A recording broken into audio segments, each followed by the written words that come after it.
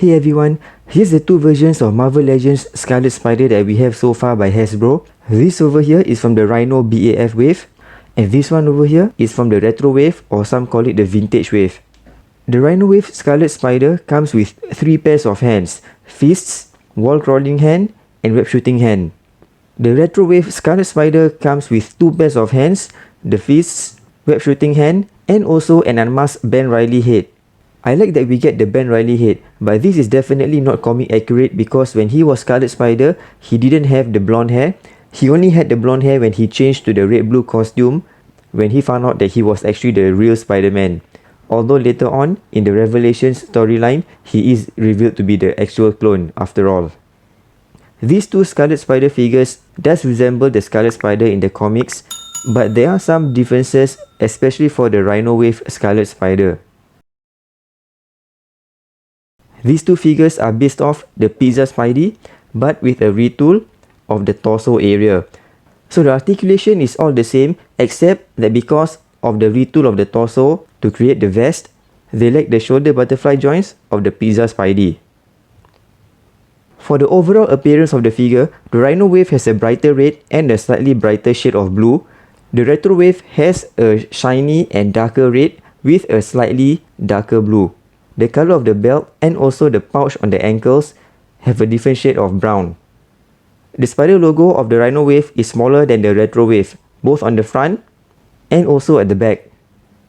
One thing about having a logo over the app crunch would be that it's going to be disrupted when you bend the app crunch. Look at that. For this one, it still looks kind of okay for the Rhino wave Scarlet Spider. But for the retro wave Scarlet Spider, you can see that it looks distorted. Especially at the back, the logo gets kind of cut off. Unlike the Rhino wave. One thing about the head of the Rhino wave Scarlet Spider is a black outline around the eyes. In the comics, he does not have them. So the eyes of the retro wave is actually kind of more accurate. Also, for the web shooters, the retro wave got it right by having this sort of cylindrical tubes all around connected to form the web shooters. The Rhino wave's web shooter is more towards his red-blue appearance as well. The web shooters of both of the figure can be removed. Here's a swap of the web shooters. I think the Rhino wave Scarlet Spider looks so much better with this web shooter instead of the one that he came with. Articulation wise, it's really the same as Pizza Spidey.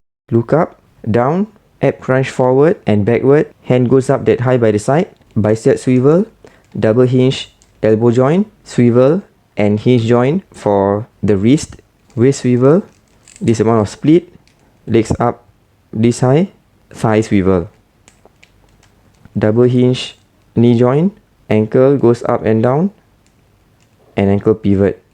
So articulation wise, this figure is very much similar to the Pizza Spidey, except that, like I mentioned earlier, it's missing the butterfly joint.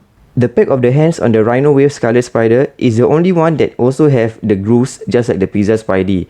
All the other Spidey that comes after the Scarlet Spider does not have the grooves anymore on the backs of the hand. The Ben Reilly head is just a repaint of the Peter Parker head from the all-new all-different Spider-Man 2-pack with Mary Jane. The only difference between the two head sculpt is just the color of the hair. Even the eyebrow is the same color.